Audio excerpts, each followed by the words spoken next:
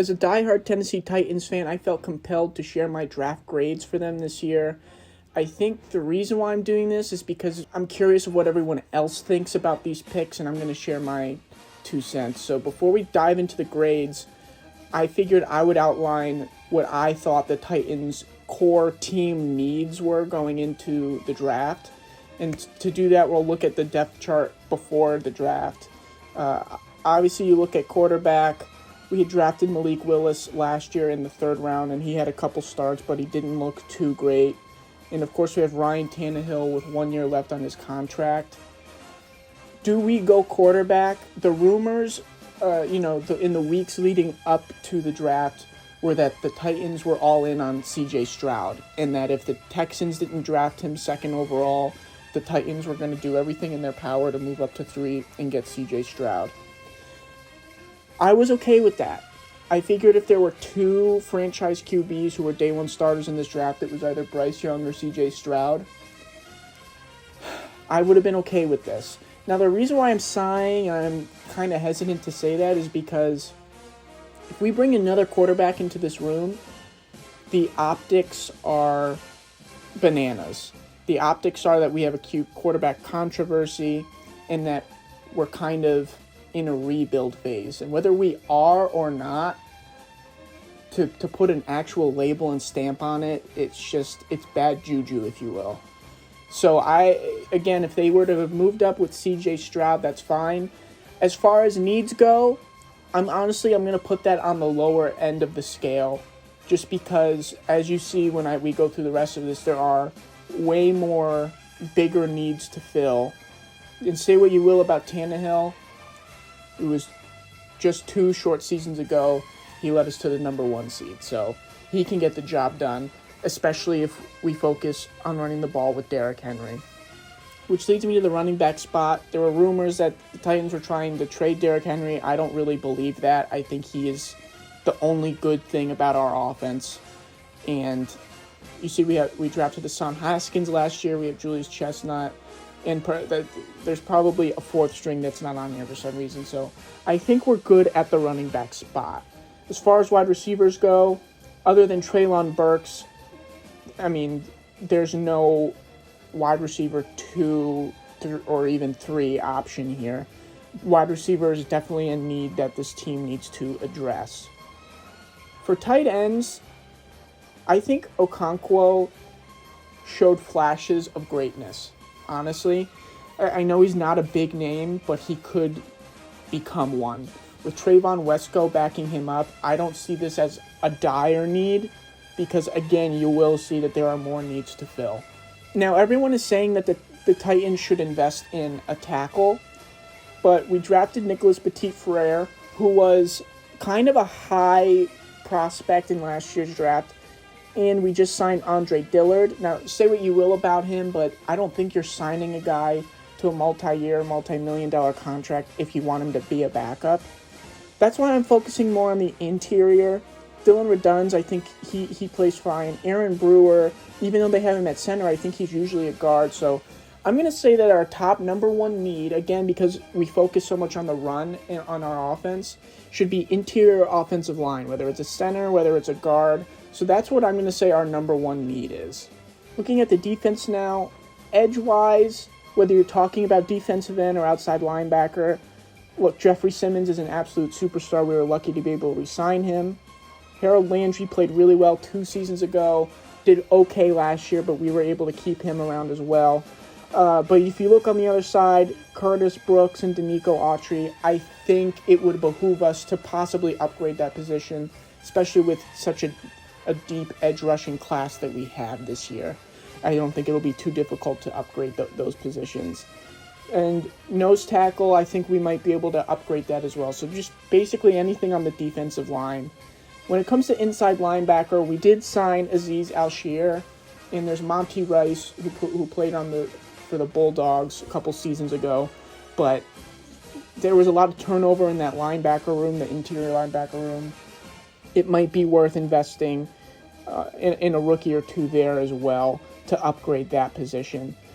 Because as far as corners go, I think we're kind of set. We had Roger McCreary in last year's draft. We have Christian Fulton. They just signed Sean Murphy-Bunting, and Caleb Farley's here too. Elijah Molden has a lot to offer. I think that room, even though it's relatively young, they're ready to blossom. This could be the season to do it. And even though our safeties are aging and Kevin Byard, there's some sort of contract controversy, he doesn't want to renegotiate his salary. I think we're kind of safe there too. I think maybe next season, where it's a far deeper safety class, we can invest in that position. So here are my team needs. And again, it's interior offensive line, wide receiver, edge, linebacker, defensive tackle, and then kind of secondary ones would be tight end and quarterback. So with all that being said, here are my grades for the Titans 2023 draft. In the first round, the Titans did not trade up to 3. 3 quarterbacks had been taken. Bryce Young, C.J. Stroud, Anthony Richardson were off the board. I was nervous that the Titans might settle for Will Levis here when there were players like Jackson Smith and Jigba on the board. And ultimately what they did was, in my personal opinion, the absolute best move that they could have made. I had this guy in my mock drafts leading up to the draft, and they got Peter Skoronski. I give this an A+. This is an A+ pick. And I know that he's offensive tackle, or listed as offensive tackle, and I said that wasn't as big of a need as everyone might have said. But the thing about Skoronski, and the reason why he's such a high draft prospect, is because of his versatility. People were actually saying he might belong on the interior when he moved to the NFL. But the fact that he could play in the interior, move to tackle if we need him, his versatility, it fits so well with everything that we need. Like a guy like Paris Johnson or Broderick Jones, they would have only worked for us as tackles. So I think Skoronski is only going to bolster our offensive line and help Derrick Henry possibly reach another 2,000-yard season. That might be wishful thinking, but that's the way you have to think with a pick like this. So A+ pick for the Titans in the first round. They were getting me really excited that they were making all the right moves. Now the problem with a pick like that in the first round is there were only a handful of really good wide receivers in this draft. There was a bit of a drop-off after the first 4 or 5 wide receivers in this draft. So when it came to the second round, I was hoping that they would focus on that position because, again, there weren't going to be too many left on the board. And instead, what they did, to I think a lot of Titans fans' chagrin, is they traded up to select quarterback Will Levis. I did not want Will Levis. Out of all of the quarterbacks in this draft, I am not Team Levis. That being said, here's a guy who was supposed to go top 10 in the first round. And yes, we did trade up to get him, but in the grand scheme of things, if you look at it, we did not give up all of that much capital. Even though I don't like this pick, I understand that it's necessary that we kind of need to start looking at quarterback because of Tannehill's contract status. Maybe Levis will sit behind him for a season and hopefully develop and learn. Is Levis a terrible player? Absolutely not. Again, he was supposed to go top 10 in this year's draft. I don't know what happened. Maybe people know something that I don't. But I think for where we got him, it's definitely value. That being said, making this pick in the second round, now we're kind of out of the wide receiver market. So I'm going to give this pick a B. Again, much to my chagrin, because I don't think it's the direction we should have went in, but it's helping the team in a major way. So I'm giving this pick a B. Curious to hear what everyone else thinks. The third round, I hated this pick. We got the running back Spears, and I'm giving this pick a D. Now listen, I'd give it an F, but Spears is definitely a good player. The fact that we went running back here, I can't think of a position that we needed less. The Titans have drafted running back 3 of the last 4 drafts, and it hasn't helped at all. We have Hassan Haskins, who I think was great in college and held his own last year.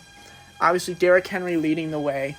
We're crowding that room, and it's a waste of a pick because of all the other needs that we needed to fulfill. And now we're going into the 4th round, and we have yet to find our wide receiver, our edge rusher, our linebacker, our defensive tackle. So again, that pick is a D grade for me. Next round, they get tight end Josh Whyle out of Cincinnati. This was one of the deeper tight end classes that we've seen in the better part of a decade for the NFL. And all of the top guys had gone by now. Maybe Darnell Washington was still on. I don't remember. But out of all the prospects, I have no idea who this guy is. Honest to God. Maybe I needed to do a little bit more research. But there were maybe 10 guys, 10 tight ends that I would have taken before I would have taken this guy. And again, it wasn't even that big of a need that I thought we needed to fulfill. This is just depth. So for all those reasons, this pick also gets a D grade for me. In the next round, we don't fulfill any other need. We get offensive tackle Jaelyn Duncan. This, even though we don't fulfill a need, is an absolute value pick. I mean, I heard Jaelyn Duncan maybe go 1st round, maybe go 2nd round, maybe go 3rd round. Here we are in the 6th round, we get this kid. I think he's a great prospect coming out of Maryland. And again, even though I mentioned we don't need the offensive tackle, look, if he's going to back somebody up, there was zero capital that we spent to get him. Maybe he could blossom and turn into something. God forbid one of our tackles goes down in the middle of the season. Jaelyn Duncan can step in, and it'll be like no difference at all. So the upside of that pick, I give it a B, and it's not an A because we've completely missed on all of the other needs that we needed to fulfill in this draft. And so finally, in the 7th round, the Titans finally get their wide receiver in Colton Dowell. I have no idea who the heck this guy is. Again, I had mentioned there were only a few wide receivers who were kind of that, I don't want to call them elite, but that top tier status who could have been day one starters and made an instant impact on somebody's team. We missed out on them. We missed out on the 2nd tier guys, the 3rd tier guys. This is a guy who went to a school I've never even heard of. You know, look, maybe he's the next Jerry Rice. I have no idea. But this guy's not making an impact on the roster day one. He's going to be a 4th, 5th string. And so for that reason, I give it a C pick, or a C grade. Here's a bird's eye view of all the picks and all my grades. Now, if you average this up, it comes to a C grade in total for the Titans draft. But because of the distaste I have in my mouth and the lack of the needs that I thought we should have fulfilled and they didn't, I'm giving this draft a D- grade.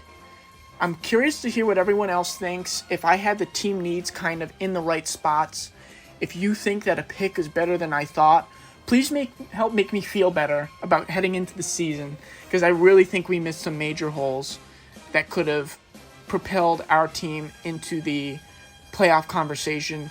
Because now with C.J. Stroud and Anthony Richardson, and of course Trevor Lawrence in the division, it's not going to be as much of a cakewalk as it has been the last couple seasons. So, you know, if you've watched this far, thank you so much for watching. Thanks for letting me get this stuff off of my chest. And let me know what you think in the comments.